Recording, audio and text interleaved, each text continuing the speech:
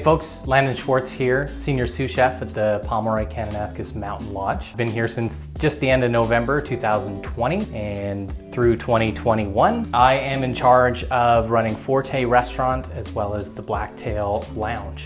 We have a roasted tomato risotto, very similar to what you'll be able to find on the summer menu at Forte Restaurant, just ever so slightly different. But very, very simple, very to the point. Risotto is a classic Italian dish, and we're gonna do our best to make it just like Nona used to make.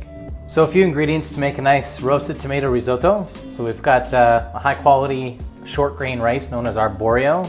It's known for its starch content, which is where you get a lot of that creaminess in a risotto. We've got some onions and garlic, some canned tomatoes, some fresh tomatoes. We've got a little bit of lemon juice to put in there, some Parmesan cheese, and some fresh herbs. So the secret to a great risotto is not only patience, but it's a good stock. All your flavor comes from the stock. So on the back here, we've had simmering for approximately 30 minutes. We have a vegetable stock, so pretty standard mirepoix, which is onions, celery, carrots, some crushed garlic cloves, and some fresh bay leaves for some aromatics. Feel free to throw some herbs if you have anything left over in your fridge. So now that this has been simmering for some time, we're gonna strain it off. Strain it into either a large bowl or a pot that you can put back on the stove, because for risotto you want to make sure that you have hot stock that helps the rice absorb at a better rate. So we're going to take that, we're going to put it back on the stove. So we start with a little bit of canola oil, about 2 tablespoons, 30 milliliters. At this point we want our pot on medium heat. We want it nice and warm.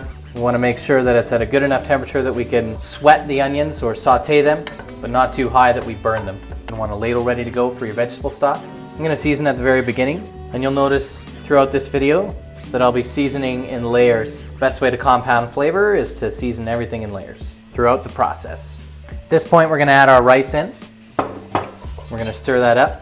You want to saute your rice anywhere between 3 to 5 minutes or until you see some of the color starting to go away. You don't want to cook the white straight out of the rice, but you want it to start to go a little bit translucent or see-through.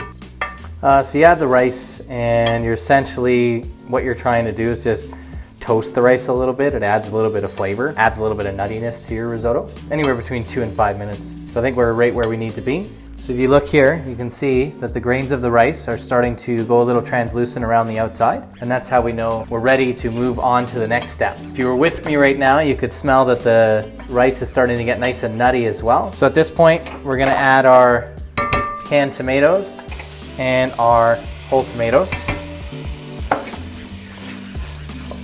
We're gonna stir it all up, make sure it's all nice and combined. And then again, we're gonna add a little bit more seasoning with layers. Now that everything's combined, we can start adding our stock.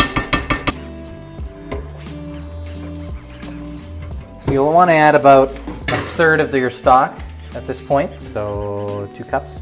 You wanna add just enough to lightly cover that risotto. We're gonna let that stock come up to a simmer. And once we get the whole thing up to a simmer, that's when we're gonna begin the stirring process. So the stirring process is gonna be what agitates those starches and what allows that rice to really get nice and creamy. So you wanna stir your risotto from the outside in. That helps keep it from sticking too much to the edges. So the more it cooks, the more the rice will absorb. And the more that liquid's absorbed, you can see that the creamier the rice is getting. So once that liquid's almost fully absorbed, we're gonna add more liquid.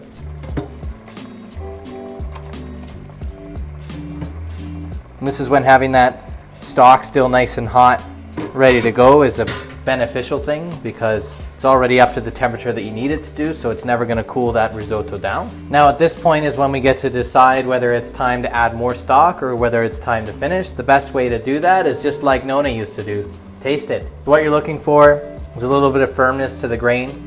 It shouldn't get stuck in your teeth, and it shouldn't be too crunchy, but it should be a little bit chewy, also known as al dente. So that to me was a little bit crunchy. So at this point, we're gonna add more stock and keep this ball rolling, but not very much more because it was starting to get soft. So we're gonna add about half of what we did. So I think we'll add about 6 ounces more of stock. This whole process should take you start to finish approximately 20 to 25 minutes. Again, some of those final layers of seasoning.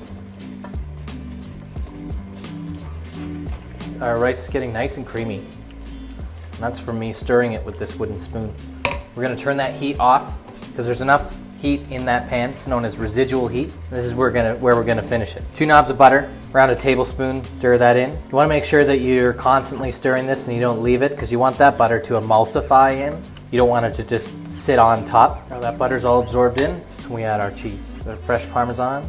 Same sort of thing, you want to keep stirring it, you want it to emulsify, you don't want it to just sit on top. Add a little lemon juice. And the final touch, a little bit of fresh herbs.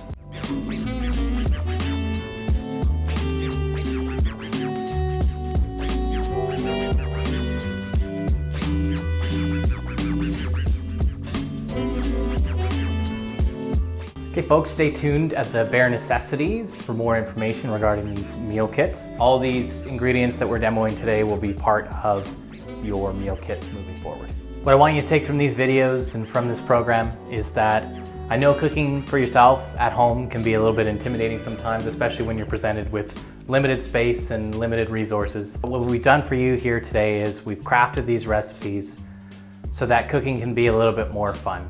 You can grab a hold of your own situation and you can cook yourself something delicious and something easy and what I call one-pan wonders. There's something very rewarding about being able to cook for yourself and nourish yourself properly. It's very easy to go down the street and go to Tim Hortons, but I would argue that this is almost easier. Enjoy.